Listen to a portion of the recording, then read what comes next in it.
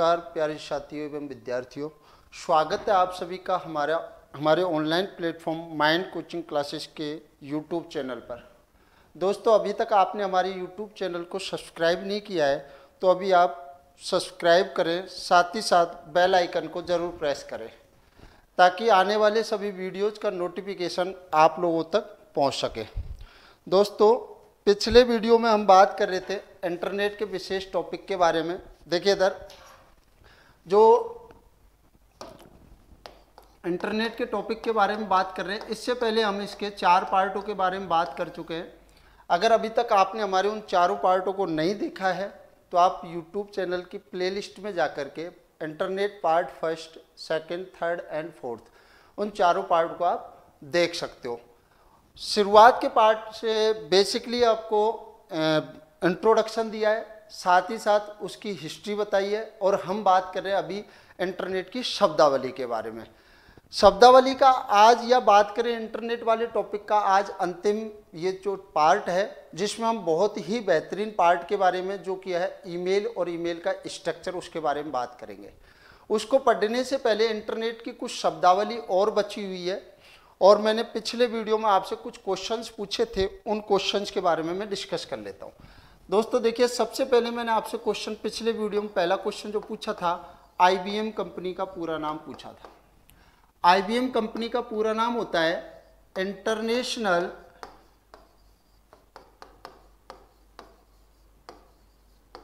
Business machine. IBM company का पूरा नाम होता है international business machine. Second number का जो क्वेश्चन था, देखिए दोस्तों, मैं क्या बोल रहा हूँ कि हम प्रत्येक, जो भी हमने इंटरनेट वाले पार्ट पढ़े, 1 से लेकर के आप 4 पार्ट पढ़ चुके हो, आज इसका 5वां पार्ट है। इस पांचों पार्टों के अंदर वही सेक्शन रहा है कि हम कॉन्सेप्ट को पढ़ते टाइम या कॉन्सेप्ट को स्टार्ट कराने से पहले आपसे प्रत्येक वीडियो में आपसे 5 से 6 क्वेश्चनों के बारे में बात कर रहा हूँ। मैं क्या बोल रहा हूँ कि जैसे जैसे हम आगे सारे टॉपिकों के बारे में बात करेंगे, नॉर्मली मैं अब तक आपको 4 वीडियो में लगभग 25+ क्वेश्चन तैयार करा चुका हूँ, और आज में भी आपको 5 से 6, एक टॉपिक से आपके 30+ क्वेश्चन होते हैं ना, तो बहुत अच्छी चीज़ होती है। और उसके अलावा भी मैं आपको उन क्वेश्चनों को समझाते टाइम और भी कुछ बेसिक जानकारी देता हूँ, तो वीडियो पूरा देखा करो। साथ ही साथ अगर वीडियो पसंद आए तो उसे लाइक करा करो, शेयर किया करो। अगर किसी भी प्रकार का कोई आपका क्वेश्चन है, कमेंट सेक्शन में ज़रूर पूछें।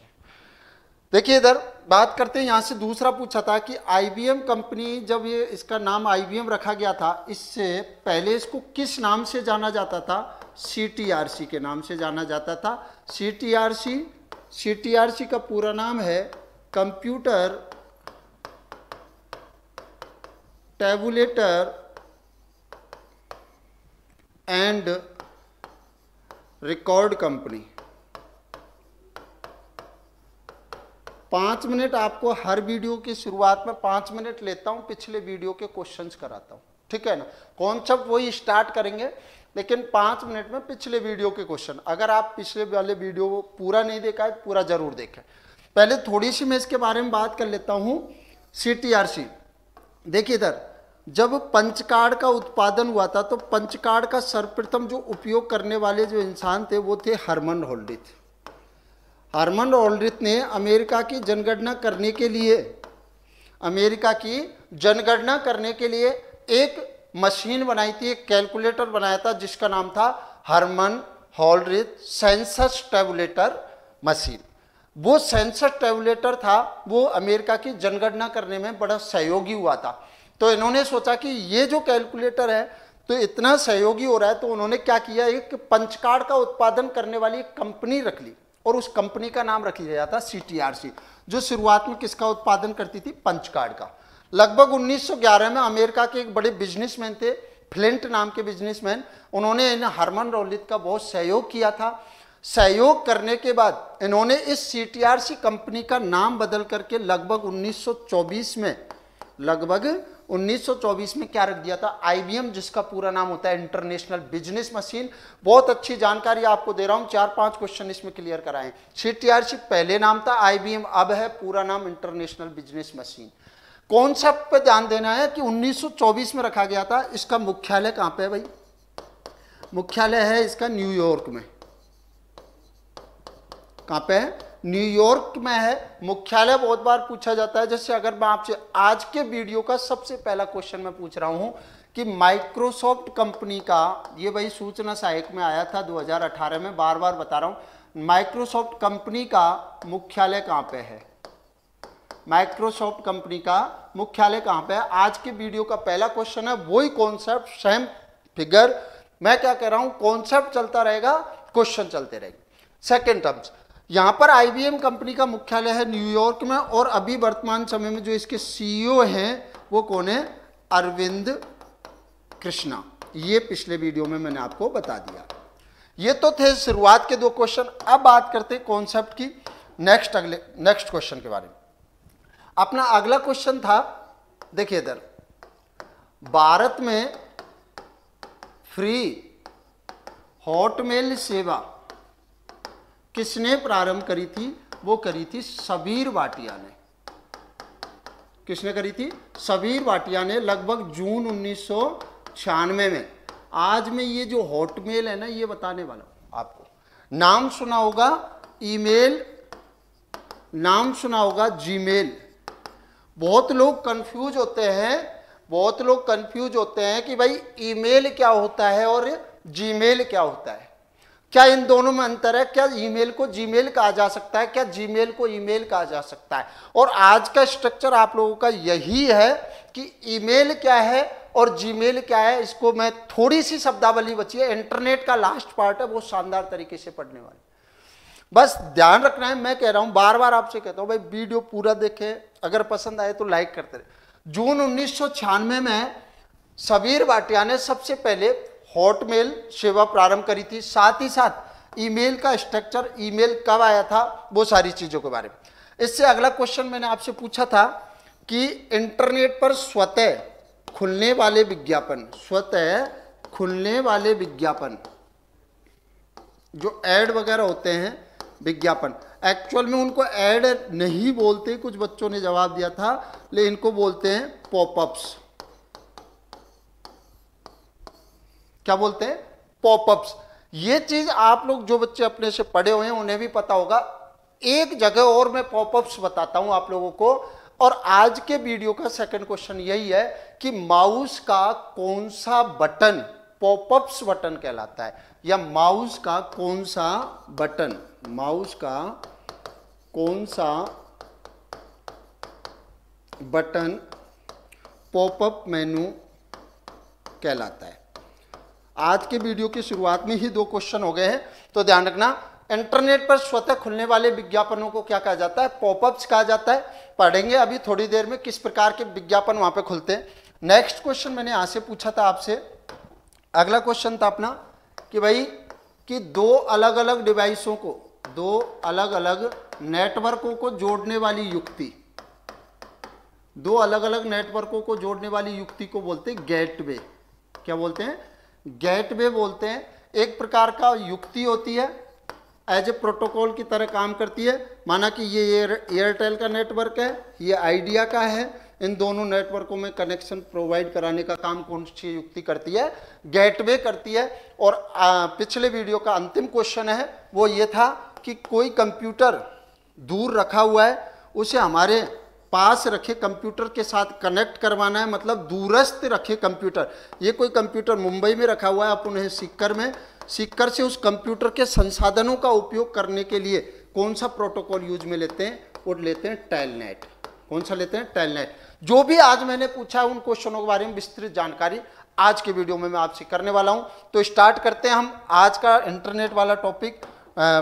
लास्ट टॉपिक है आपका कंटेंट, लास्ट है इंटरनेट की शब्दावली जितनी थी उतनी मैंने बता दी, और भी इंपॉर्टेंट शब्दावली के बारे में आज हम बात कर रहे थे। तो देखिए इधर सबसे पहले हम बात करते हैं आज सर्फिंग के बारे में। नाम सुना होगा सर्फिंग, ठीक है ना। सर्फिंग के साथ साथ ही मैं आपको यहीं पे बता देता हूं ब्राउजिंग।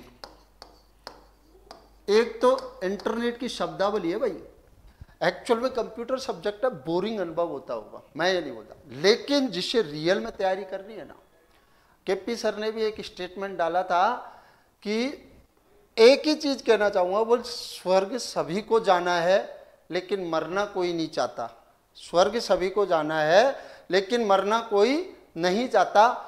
जॉब सभी को अच्छा लगता है लेकिन पढ़ना कोई नहीं चाहता। तो वो वाली बात है। जो बच्चे, जितने भी बच्चे अपने से जुड़े हुए हैं, उनसे एक ही बात कहना चाहूंगा कि अगर वास्तव में आप प्रतियोगी परीक्षाओं की रणभूमि में कदम रख चुके हो ना, तो आपको रियल में जंग जीतनी है, तो आपको क्या करना होगा, आपको बहुत मेहनत करनी पड़ेगी। पूरी छोटी छोटी चीजें आपको देखनी पड़ेगी।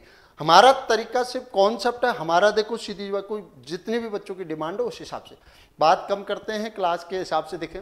देखिए इधर सर्फिंग और ब्राउजिंग, इंटरनेट की शब्दावली, बहुत सारी शब्दावली मैंने आपको बता दी।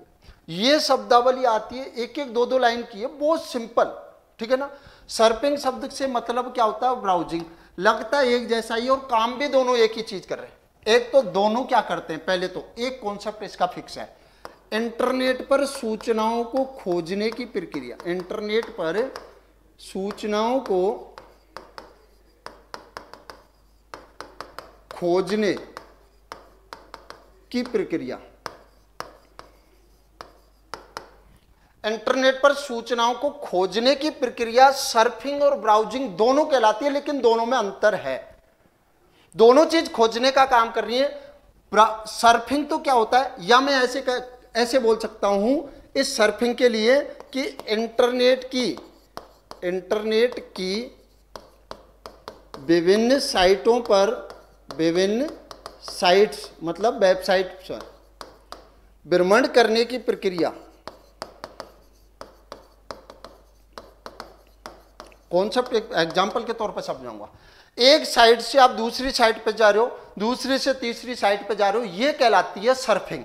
क्या कहलाती है, सर्फिंग। लेकिन ब्राउजिंग क्या होती है, आपको अगर कोई पर्टिकुलर, कोई एक स्पेसिफिक कोई सूचना ढूंढनी है, जैसे आप डेली, आप अगर केवल गूगल में, भाई आपको कोई चीज खोजने के लिए सर्च इंजन की आवश्यकता होगी। जैसे आप सर्च इंजन में गए, सर्च इंजन में जाती आपने क्या किया, जो अगर आपको पर्टिकुलर किसी की वेबसाइट, जैसे आप शेखावाटी यूनिवर्सिटी के स्टूडेंट हो और आपको रिजल्ट निकालना है, तो आपने शेखावाटी यूनिवर्सिटी डाला, तो ये जब आप किसी पर्टिकुलर वेबसाइट को खोजते हो, वह प्रक्रिया कहलाती है भाई। जैसे आपने माइंड कोचिंग ढूंढा, यह प्रक्रिया कहलाएगी ब्राउजिंग। और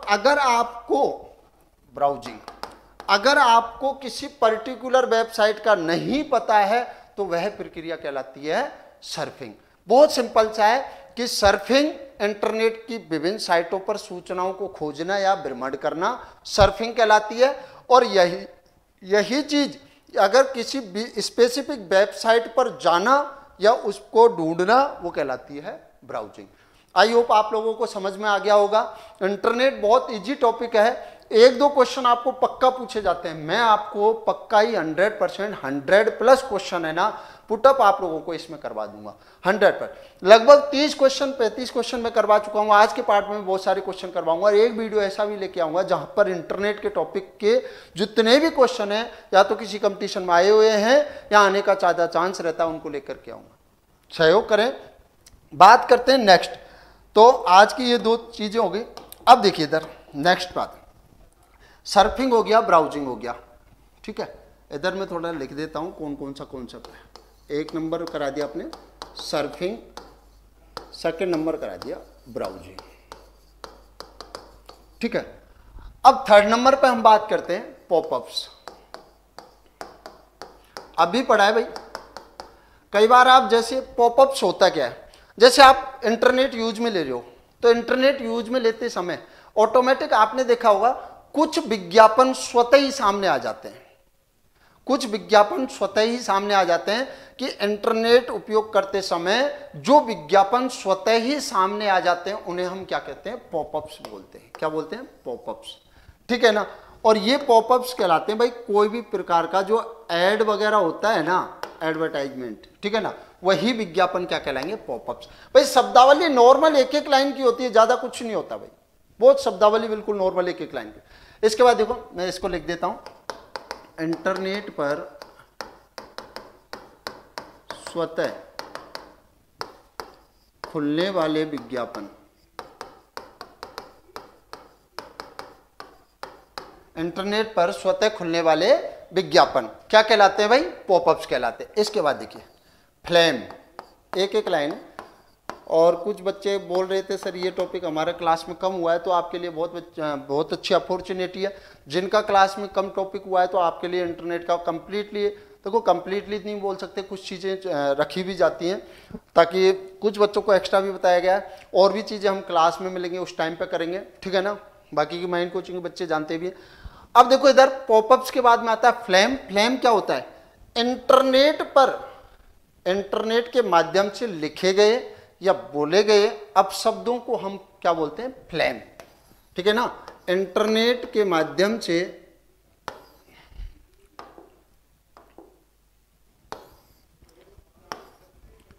इंटरनेट के माध्यम से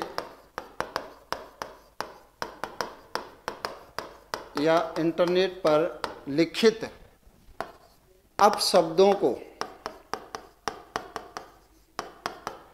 फ्लेम कहा जाता है। इंटरनेट पर लिखित अपशब्दों को क्या कहा जाता है? फ्लेम कहा जाता है जी, ठीक है ना। इसके बाद हम बात करते हैं गेटवे। मैंने आप लोगों को बता ही दिया, गेटवे के माध्यम से, गेटवे को थोड़ा सा मैं आपको समझा देता हूं। दो अलग अलग नेटवर्क होंगे, दो अलग अलग नेटवर्क होंगे।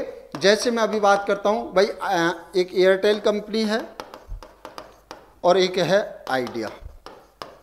इन दोनों नेटवर्कों में कम्युनिकेशन कराने वाली जो युक्ति होती है वही क्या कहलाती है? गेटवे कहलाती है। कंडीशन क्या है? अलग अलग होना चाहिए। दो अलग अलग नेटवर्कों को जोड़ने वाली युक्ति को क्या कहते हैं? गेटवे कहते हैं। और ये गेटवे क्या होती है? युक्ति होती है, एक प्रकार का प्रोटोकॉल होता है जहां पर कम्युनिकेशन करता है, ठीक है ना। इसके बाद आता है नेक्स्ट कॉन्सेप्ट, नेटिकेट। क्या आता है? नेटिकेट। 5 नंबर की बात करते हैं हम, नेटिकेट। नेटिकेट क्या होता है? देखो इसका हम दूसरा नाम भी बोलते हैं computer manner. Computer manner, manner से एक शब्द समझ में, मैनर्स, क्या तेरे में मैनर्स नहीं है। वो चीज यहां पर आती है कि इंटरनेट या कंप्यूटर यूज में लेते समय जो नियम और कायदे कानून जो रखे जाते हैं, वो नियम या रूल्स, शर्तें, वो क्या कहलाती हैं? नेटिकेट कहलाती है। क्या कहलाती है भाई? नेटिकेट कहलाती हैं। इनको हम कंप्यूटर मैनर्स के नाम से भी जानते हैं। छोटी छोटी शब्दावली है, नोटबुक साथ में लेकर के बैठे, नोट करते रहें, क्योंकि ये एक एक दो दो लाइन की शब्दावली है। क्वेश्चन किस प्रकार पूछा जाता है? बस सिंपल सा क्वेश्चन पूछा है भाई कि कंप्यूटर पर जो नियम और शर्तें जो यूज में ली जाती हैं, कि कंप्यूटर को या इंटरनेट को यूज लेने के लिए नियमों शर्तों को क्या कहा जाता है? नेटिकेट कहा जाता है। क्या कहा जाता है? नेटिकेट कहा जाता है। इसका दूसरा नाम क्या है? कंप्यूटर मैनर भी होता है। क्या होता है? Computer manner. इसके बाद 6 नंबर में आता है ब्लॉग। ब्लॉग क्या होता है? ब्लॉग बहुत अच्छी चीज है। ब्लॉग की शुरुआत सन 1999 में बताऊंगा, ठीक है ना। ब्लॉग की शुरुआत सन 1999 में पीटर मरलोज ने की थी।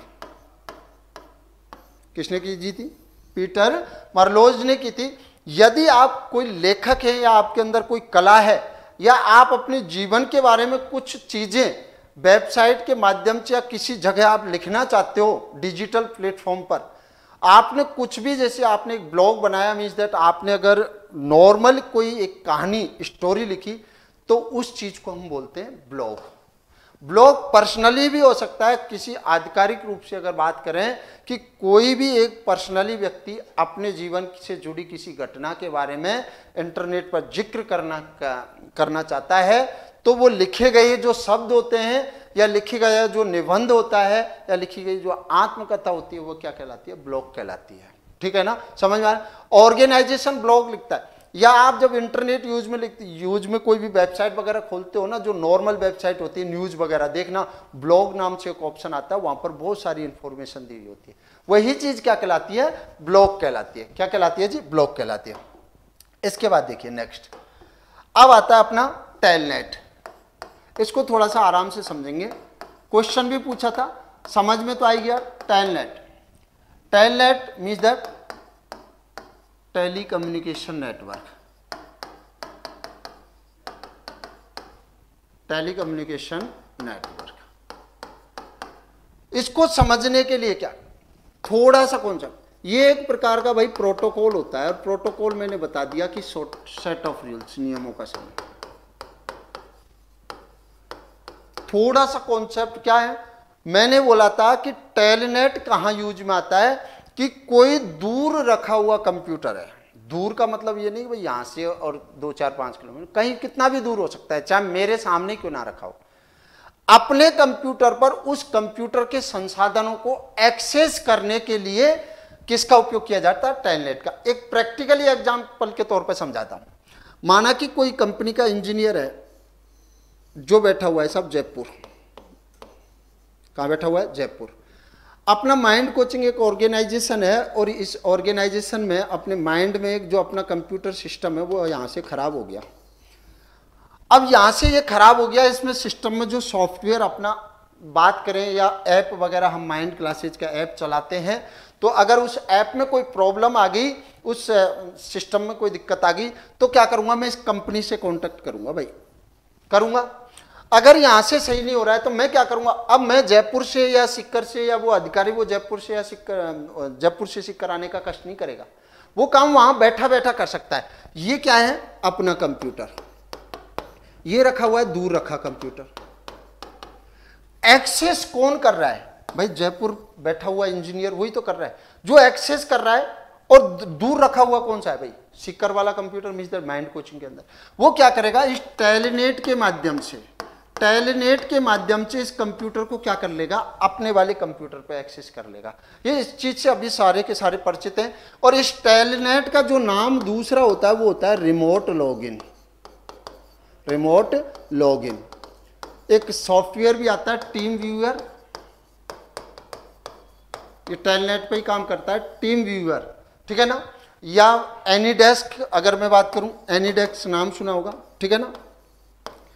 एनीडेस्क भी एक क्या होता है, टेलनेट प्रोटोकॉल पर काम करने वाले क्या होते हैं भाई, सिंपल सी बात है, नॉर्मल फोन एंड्रॉइड वगैरह में भी आप यूज में ले सकते हो। रिमोट लॉगिन, आप एंड्रॉइड को भी एक्सेस कर सकते हो, एंड्रॉइड से आप अपने लैपटॉप को एक्सेस कर सकते हो। टीम व्यूअर होना चाहिए, अगला बंदा आपको अपनी टेलनेट वाली आईडी बताएगा, आपके पास लगाएगा, पासवर्ड बताएगा, एक्सेस हो जाएगा, वो कंप्यूटर सिस्टम या लैपटॉप आपके एंड्रॉइड में ओपन हो जाएगा। और यही प्रक्रिया कहलाती है भाई telnet, telecommunication network. I hope आपके समझ में आ गया होगा। बहुत सारी चीजें आप लोगों को अगर वहां नहीं बताई हुई हैं तो आप आराम से यहां समझें इनको।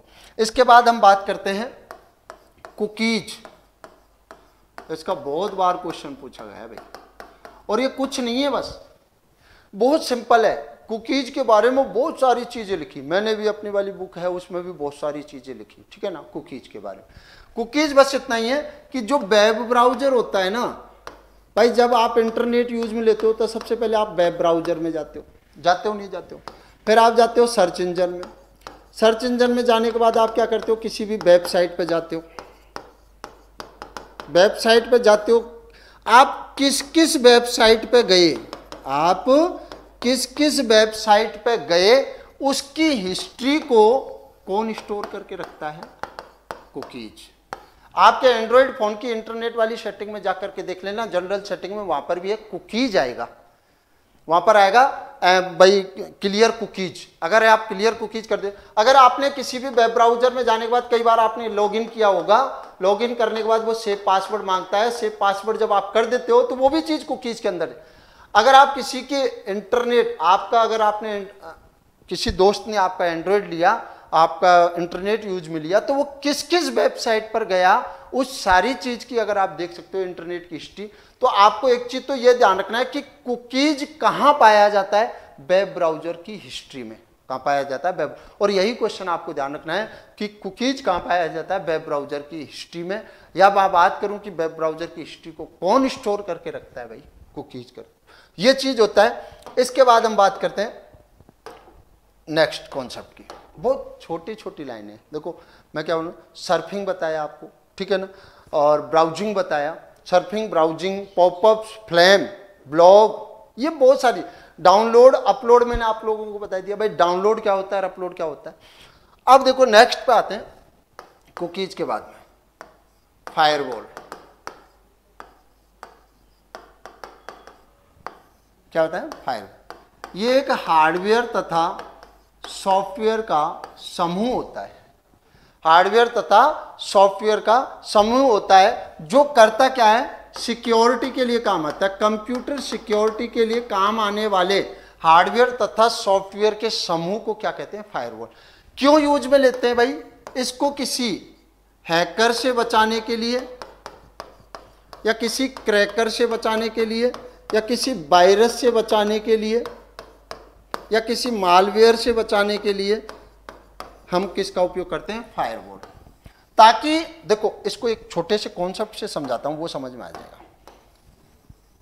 आपके कॉन्सेप्ट से आराम से समझाता हूं। देखिए इधर बात करता हूं, जैसे ये कोई संस्था है भाई, ध्यान से सुन लेना।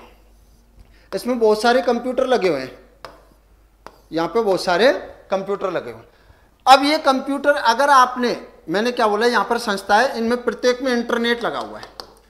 अब कोई संस्था होगी और इसमें से अगर कोई हैकर है, उसकी सूचना को अगर चुराना चाहता है, और अगर वहां सिक्योरिटी सिस्टम नहीं लगा हुआ है, तो आसानी से सूचना को चुरा सकता है। इसके लिए क्या किया, कोई ऑर्गेनाइजेशन किसका उपयोग करती है, फायरवॉल का करती है। ये क्या करता है, हार्डवेयर भी होता है और सॉफ्टवेयर भी होता है, इनमें इंस्टॉल कर दिया जाता है एज ए हार्डवेयर की। तो जैसे आपने सीसीटीवी कैमरा सुना होगा भाई, सीसीटीवी कैमरा जब लगाया जाता है किस बेसिस पे, अकॉर्डिंग टू भाई, सीसीटीवी कैमरे का जो इंस्टॉलेशन होता है वो कंप्यूटर सिस्टम होता है एज ए सॉफ्टवेयर की तरह, और जो हार्डवेयर जो इसके सीसीटीवी कैमरे मींस दैट सीसीटीवी कैमरा हो गया, केबल होगी, वो उसका हार्डवेयर सिस्टम हो, वही चीज होता है ये फायरवॉल। अब इसके नेटवर्क पर कोई भी क्रैकर या हैकर अटैक ना कर सके, उसके लिए हम जो हार्डवेयर और सॉफ्टवेयरों का समूह लेते हैं वो क्या कहलाता है, फायरवॉल कहलाता है। और ये आने वाले और जाने वाले ट्रैफिक डाटा की भी जानकारी ये रखता है कि इस नेटवर्क पर कौन कौन आया था और कौन कौन गया था। वही सीसीटीवी वाला बात है, सीसीटीवी कैमरे में आने वाले और जाने वाले का पूरा रिकॉर्ड रहता है। ये चीज क्या होती है, फायरवॉल होती है। यहां दो शब्द हो रहे हैं मेरे साथियों, एक तो क्रैकर और एक हैकर। और इससे सुनकर के कई बच्चे है ना, मतलब थोड़ा सा, कई बच्चे क्लास में भी पूछते हैं सर हैकर कैसे बने। भाई हैकर बनना बड़ा आसान नहीं होता है। अब तो हैकरों की बड़ी इज्जत भी होने लगी है, हैकरों पर मूवी भी बनने लगी है। हैकर, अगर मैं बात करूं ना, आज से कुछ साल पहले हैकरों को जिस प्रकार एक मूवी में विलेन होता है, गुंडा होता है, उसी की तरह समझा जाता था हैकर को। लेकिन आज हैकर का, आजकल गवर्नमेंट सिक्योरिटी भी प्रोवाइड कर रही है कि देखा होगा कई मूवियों में जब किसी भी सिस्टम को हैक करवाया जाता है सीबीआई सिस्टम के माध्यम, तो हैकर्स को बुलाया जाता है, परचेज किया जाता है गवर्नमेंट के द्वारा। क्यों, अब ये होते क्या है हैकर, दोनों में क्रैकर और हैकर दोनों काम वही कर, एक क्रैकर हैकर भी हो सकता है और एक हैकर क्रैकर भी हो सकता है, लेकिन फर्क दोनों में क्या होता है, बोलने वाली बात होती है, ठीक है ना। मूवी में क्या होता है, एक तो गुंडा होता है लास्ट तक अपना सर नहीं झुकाता, और एक गुंडा होता है भाई ठीक है 10-20 मिनट बाद में वो ऑटोमेटिक अपनी लाइन पे। दो प्रकार के गुंडे होते हैं, एक तो लास्ट तक मर जाएगा लेकिन अपना बुरा धंधा नहीं छोड़ेगा, और एक ऐसा होता है कि उसको जैसे सबक मिलेगा वो बाद में उसको विलेन की तरह हो। वही दोनों चीज होती है भाई। दोनों की क्या होता है, हैकर तो क्या करता है कि कोई भी कंप्यूटर सिस्टम से, कंप्यूटर सिस्टम के डाटा को चुराने का काम करता है। भाई हमारे कई बार अखबारों में पढ़ा होगा कि इसकी वेबसाइट हैक हो गई, कई अधिकतर यूनिवर्सिटियों की वेबसाइट बहुत हैक होती है, बहुत हैक होती है, वहां पर डाटा में फेरबदल कर देता है। हैकर में और क्रैकर में बस छोटा सा अंतर है कि ये कंप्यूटर सिस्टम को क्या करता है, हैक करके उसके डाटा में क्या क्या करेगा, या तो उस डाटा को चोरी करेगा या उस डाटा में क्या कर देगा, फेरबदल कर देगा। क्या कर देगा, फेरबदल कर देगा। जैसे मैंने किसी ऑर्गेनाइजेशन में किसी हैकर ने इसकी वेबसाइट को क्या कर लिया, हैक कर लिया। देखो वेबसाइट को हैक करने वाले को तो हैकर बोलते हैं, और यह प्रक्रिया कहलाती है हैकिंग। क्या कहलाती है, हैकिंग। अब इस सिस्टम में बहुत सारी इंफॉर्मेशन, इसके सूचना, भाई आधार कार्ड बनाने वाली जो कंपनी है UADI, ठीक है ना, अगर इसकी वेबसाइट को या इसके सर्वर को अगर हैक कर लिया जाए, तो हैकर अगर इसके डाटा में परिवर्तन कर दे, तो आप बताओ क्या इस कंपनी पर इफेक्ट पड़ेगा, नहीं पड़ेगा। हैकर क्या होता है, एक प्रकार का कंप्यूटर प्रोग्राम होता है एक प्रकार का कंप्यूटर प्रोग्राम होता है जो नई नई चीजों को ला करके डाटा को चोरी करेगा, फेर बदल करेगा, मीन्स दैट आपको नुकसान पहुंचाने की कोशिश करेगा। जबकि क्रैकर, क्रैकर क्या होता है, केवल ये हंसी मजाक के लिए, हंसी मजाक या बोले मनोरंजन के लिए, कुछ समय के लिए आपको केवल उसके डाटा को उपयोग में लेता है। जैसे आपके पास आपका एंड्रॉयड फोन है, आपके दोस्त ने मांगा, आपने पासवर्ड लगा रखा है, दे दिया, तो वो दोस्त आपका क्या करेगा कि उसमें पासवर्ड लगाने की कोशिश करता है, तो वो क्रैक करने की कोशिश करता है, तोड़ने की कोशिश करता है। मजाक के लिए दूसरा पासवर्ड लगा दिया, उसने क्या किया, क्रैक किया। हंसी या मनोरंजन के लिए डाटा का उपयोग करने वाला जो व्यक्ति विशेष होता है वो क्या कहलाता है, क्रैकर। हैकर क्या होता है और क्रैकर क्या होता है, ये सिंपल सी डेफिनेशन है, समझ में आ रहा है ना। आज अब देखो इधर, इसके बाद हम इंटरनेट की शब्दावली में हमने बहुत सारी चीजें पढ़ी मेरे साथियों। अब हम लास्ट में, आज हम इंटरनेट के पार्ट में जो अगला वाला पार्ट पढ़ने वाले हैं, देखो कुछ इंटरनेट की शब्दावली तो बहुत बड़ी होती है, बहुत बड़ी होती है, ठीक है ना। शब्दावली में कोई मतलब कहने का मतलब इंटरनेट के हर शब्द से निकलता है। एक वेबसाइट से अगर मैं बताऊं ना तो उसके 4 पार्टों, एक कोई वेबसाइट का नाम है, मैं उन 4 पार्टों से बहुत सारे क्वेश्चंस बना सकता हूँ। इंडेक्स के ऊपर बोल सकता हूँ, HTML के ऊपर बोल सकता हूँ, HTTP HTTPS के ऊपर बोल सकता हूँ, इंटरनेट इंट्रानेट के ऊपर बोल सकता हूँ। लेकिन आपको वही चीजें पढ़नी है जो आपके सिलेबस के अकॉर्डिंग है। फिर भी आपके सामने कोई इंटरनेट का इस प्रकार का कोई क्वेश्चन आया है तो कमेंट सेक्शन में बताना, पूरा का पूरा डिटेल से अगले वीडियो में जरूर बताऊंगा, ठीक है ना। साथ ही आप लोगों से मैं एक क्वेश्चन, मैं क्या बोल रहा हूँ, आज हम अभी टॉपिक स्टार्ट करने वाले ईमेल वाला। उस ईमेल को पढ़ने से पहले आपका एक कॉन्सेप्ट में क्लियर करा रहा हूं। अभी आप लोग इंटरनेट वाला टॉपिक पूरा हो जाएगा थोड़ी देर में, और बहुत शानदार तरीके से कॉन्सेप्ट को पूरा करेंगे। क्वेश्चन भी आप लोगों से 5-7 पूछेंगे। लेकिन आगे कौन सा टॉपिक का वीडियो आपको स्टार्ट कराना है तो आज कमेंट सेक्शन में जरूर बताएं कि इस टॉपिक का वीडियो स्टार्ट कराना है। MS वर्ड कराना है, एक्सेल कराना है, प्रैक्टिकल वाला कराना है, या मेमोरी वाला, या सॉफ्टवेयर वाला, या कंप्यूटर आर्किटेक्चर का, कोई भी टॉपिक आप जरूर नोट कराएं ताकि जो अपने से पढ़े हुए बच्चे हैं अट्रैक्टिव उन लोगों का वहां तक फायदा हो जाए, ठीक है ना। अब बात करते हैं हम इंटरनेट वाले टॉपिक के अंतिम पार्ट की, और बहुत शानदार जानकारी के साथ। आप लोग इस चीज से सभी परिचित हो, लेकिन आपने 2 चीज पढ़ी होगी, एक तो सर होता है ईमेल और एक होता है सर जीमेल। आज तक सर हमारी ये कहानी समझ में नहीं आई कि सर ईमेल क्या होता है और जीमेल क्या होता है। यही बात है भाई, पढ़ा होगा। अधिकतर हम यूज में क्या लेते हैं भाई, ये चीज लेते हैं। क्या यूज में लेते हैं, जीमेल। आज इस चीज को बिल्कुल आसानी से पढ़ेंगे कि क्या होता है ये, ईमेल क्या होता है और जीमेल क्या होता है। सबसे पहले हम ईमेल की बेसिक डेफिनेशन पर जाएंगे, पूरा का पूरा। ईमेल का कई बार पूरा नाम पूछा जाता है मेरे प्यारे विद्यार्थियों, इलेक्ट्रॉनिक मेल।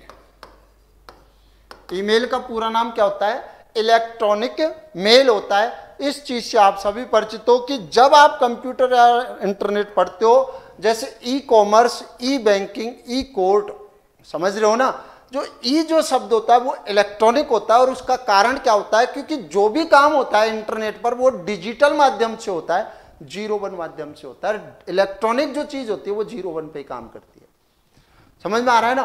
तो इस वजह से इसको इलेक्ट्रॉनिक मेल कहते हैं। होता क्या है, डेफिनेशन ही नहीं, बहुत डीपली जाकर के बताऊंगा मैं। और शायद मुझे पता है ये जो ईमेल वाला टॉपिक है ना, मैंने किसी भी बैच में कराया भी नहीं था। इस वजह से इसको मैं बहुत अच्छी तरह, इंटरनेट की शब्दावली कराई है, प्रत्येक बैच में कराई है, कुछ शब्दावली नहीं मिली है।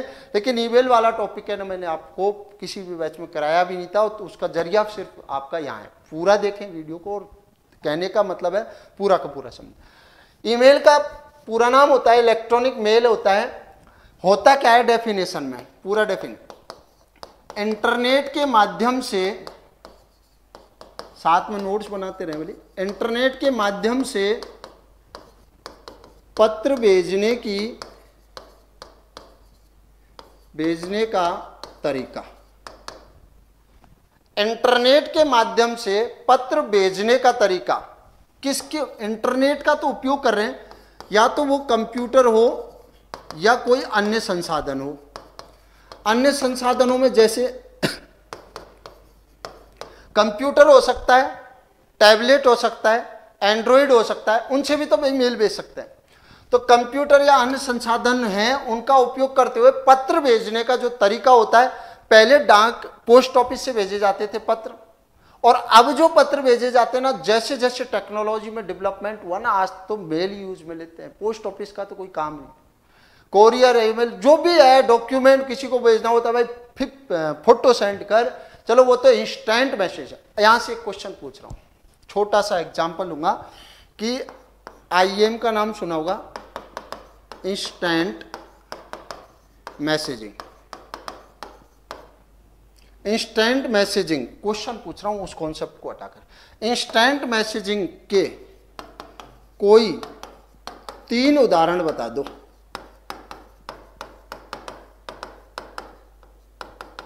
इंस्टेंट मैसेजिंग के कोई 3 उदाहरण बता देना। डिजिटल प्लेटफॉर्म पे हो, पर डे आप लोग एंड्रॉइड यूज में ले रहे हो और 100% जानते हो। इंस्टेंट मैसेजिंग के कोई 3 उदाहरण आपको बताने हैं। बात मेरे कॉन्सेप्ट पे आता हूं, टॉपिक को कंप्लीट करेंगे अच्छे तरीके से, टाइम पर चलें। मैंने बोला ईमेल पूरा नाम इलेक्ट्रॉनिक मेल, इंटरनेट के माध्यम से पत्र भेजने का जो तरीका होता है वो क्या कहलाता है, ईमेल कहलाता है। और ईमेल भेजने के लिए हमें सबसे ज्यादा जरूरत होती है ईमेल एड्रेस की, एक पते की आवश्यकता होती है जिसे बोलते हैं हम ईमेल एड्रेस।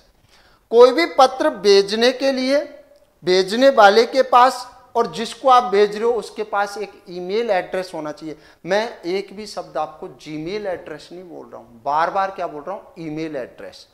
कंप्लीट बताऊंगा आप लोगों को, जीमेल बोल नहीं रहा हूं, हॉटमेल, रेडिफ या कुछ भी नहीं बोल रहा हूं, मैं केवल ईमेल बोल रहा हूं। और वो जो शब्द बोल रहा हूं ना वो फिक्स है, ईमेल ही बोल रहा हूं। कि एक इंटरनेट के माध्यम से पत्र भेजने के लिए हमें किस चीज की आवश्यकता होती है, ईमेल एड्रेस की। भाई इंटरनेट तो होना ही चाहिए, एंड्रॉइड भी होना चाहिए। ऐसे नहीं है मेरे पास ईमेल एड्रेस है और मैंने बोल दिया कि ईमेल भेज दो, ऐसा पॉसिबल है। संसाधन हार्डवेयर तो होना जरूरी है, एंड्रॉइड होना जरूरी है, इंटरनेट होना जरूरी है, बाद में ईमेल एड्रेस होना जरूरी है, फिर आपके पास संदेश होना जरूरी है। ऐसे नहीं आप कुछ भी भेज दो। तो ईमेल एड्रेस में भाग होते हैं 2। एक तो होता है यूजर नेम, भाई यहां से क्वेश्चन आता है, बहुत बढ़िया। एक होता है यूजर नेम और दूसरा होता है डोमेन नेम। एक सेकेंड,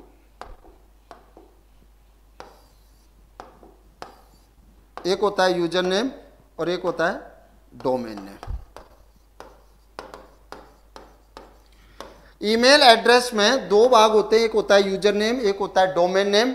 इन दोनों भागों को अलग करने वाला एक प्रतीक होता है जिसे बोलते हैं हम @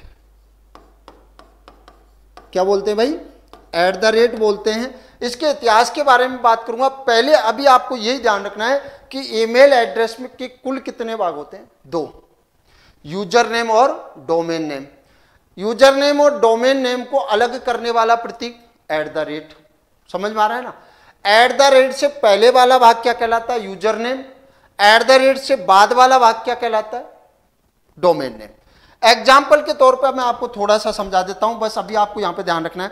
जैसे मैंने एक एग्जाम्पल लिया भाई, एग्जाम्पल लिया mind classes Sikar @gmail.com। Mind classes, ठीक है ना, माइंड क्लासेज सीकर @gmail.com। यहां पर मैंने 3 पार्ट बताना। सबसे पहला जो पार्ट होता है ये वाला, ये कहलाता है यूजर नेम। क्या कहलाता है, यूजर नेम। इन दोनों को अलग करने वाला पार्ट @ और यहां पर अभी आपको ध्यान रखना है, यहां मैंने जीमेल लिख दिया है, ये कोई जरूरी नहीं है कि जीमेल ही होगा भाई, ये कहलाता है डोमेन नेम। और ये जो लगते हैं ना डोमेन नेम, जो मैं ईमेल बोल रहा हूं ना, ईमेल के कई प्रकार के डोमेन सिस्टम होते हैं जिन्हें बोलते हैं सर्वर। क्या बोलते हैं, सर्वर। ये कोई भी सर्वर हो सकता है। जैसे में जीमेल सबसे ज्यादा यूज में आता है, ये होती है गूगल से, क्योंकि आप कौन से गूगल से आपसे कनेक्ट किया है, जीमेल को, ठीक है ना। यहां पर क्या क्या हो सकता है, हॉटमेल हो सकता है, याहू हो सकता है, आउटलुक हो सकता है, रेडिफ हो सकता है।